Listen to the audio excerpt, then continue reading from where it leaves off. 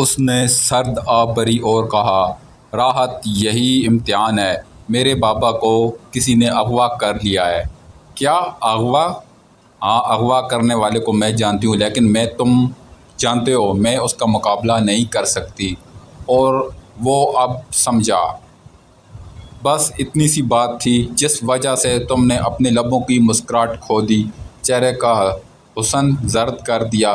چلو مسکراؤ، میں نے اپنے انداز میں کہا، جو اسے بہت پیارا تھا، لیکن وہ مسکرائی نہیں، بلکہ بولی، راحت، جب تک میرے بابا واپس نہیں آ جاتے، نہ تو میں مسکراؤں گی اور نہ ہی اپنے اصل حسن میں آؤں گی، بس یوں ہی بکھرتی چلی جاؤں گی۔ پلیز سیرش، ایسی اذیت دینے والی باتیں نہ کرو۔ چلو بتاؤ، کون ہے جس نے تیرے بابا کو اغوا کیا ہے؟ میں صبح جا کر ہی اسے واپس لے آؤں گا۔ مجھے تمہاری اداسی پریشان نہیں دیکھی جاتی۔ اس نے میرے ہاتھ سے ٹارچ پکڑ لی اور اندر کمرے میں چلی گئی۔ میں باہر کھڑا اس کا انتظار کرنے لگا۔ چند لمحوں بعد وہ واپس آئی۔ اس کے ہاتھ میں ایک کاغذ تھا۔ اس نے وہ کاغذ مجھے پکڑا دیا اور کہا، راحت، یہ شخص ہے جس نے میرے بابا کو اغوا کیا ہے، اور ہو سکتا ہے کہ قتل بھی کر دے، کیونکہ ایسے بہت زیادہ خود غرض ہوتے ہیں، اپنے مطلب کی خاطر جان لے لیتے ہیں۔ اس نے افسردگی سے کہا۔ میں نے اسے دلاسا دیا اور کہا، ایک بات کہوں؟ ہاں بولیں۔ تم یہاں اکیلی ہو، تمہارے بابا گھر نہیں ہیں۔ مجھ سے برداشت نہیں ہو پا رہا کہ تم یہاں تنہا رہو۔ چلو میرے ساتھ میرے گھر۔ نہیں راحت، تم میری فکر نہ کرو، یہاں مجھے کچھ نہیں ہوگا۔ تم جانتے ہو، شروع سے اکیلی رہ رہی ہوں، مجھے گاؤں والوں سے ذرا سا بھی خطرہ نہیں ہے، اور اگر کسی نے مجھ پر غلط نظر ڈالی بھی تو مقابلہ کرنا مجھے آتا ہے۔ چلو آؤ، تمہیں قبرستان پار کرا دوں۔ اس نے زندہ دلیری سے یہ الفاظ کہے۔ گھر جا کر سوچنا، اگر تم امتحان میں کامیاب ہو گئے تو میں تمہارے گھر میں ایک دلہن کے روپ میں موجود ہوں گی، اور اگر ناکام ہو گئے تو جانتے ہو بابا کے بغیر جی نہیں سکتی۔ اتنا کہہ کر وہ گھر سے باہر نکل آئی اور میرے ساتھ ساتھ چلنے لگی۔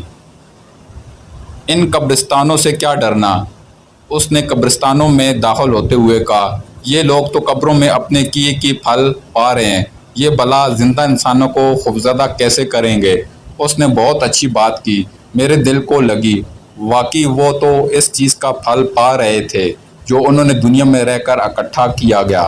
اچھا چاہے برا، خوف تو صرف اندھیروں سے آتا ہے، رات کی تاریکیوں سے آتا ہے، یا پھر شاید تنہائیوں سے آتا ہے۔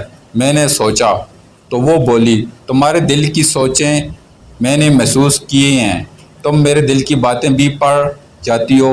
وہ مسکرائی۔ نہ صرف اتنا کہا، یہ علم میں تجھے بھی دے دوں گی، لیکن امتحان کے بعد۔ قبرستان بہت پیچھے رہ گیا تھا۔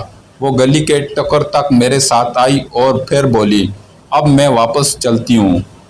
نہیں سیرش، یہیں میرے پاس ہی رک جاؤ، خوفناک تاریکی پھیلی ہوئی ہے، تمہارا اکیلے واپس جانا مجھ سے برداشت نہیں ہو پائے گا۔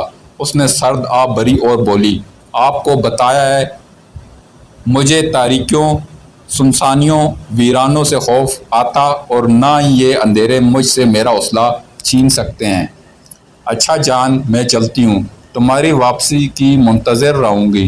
کامیابی کے ساتھ لوٹے تو مجھے حسین و صورت، نکھرے روپ اور میٹھی مسکراہٹ کے ساتھ اپنی دلہن کے روپ میں دیکھو گے۔ میں تمہاری کامیابی کے ساتھ لوٹنے کی منتظر رہوں گی۔ اتنا کہہ کر وہ واپس چل دی۔ میں اسے دیکھتا رہا۔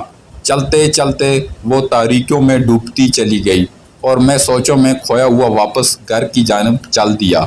اس کی باتوں نے مجھ پر عجیب سا تاثر چھوڑ دیا۔ اندر کمرے میں پہنچ کر بھی دھیان اس کی جانب رہا۔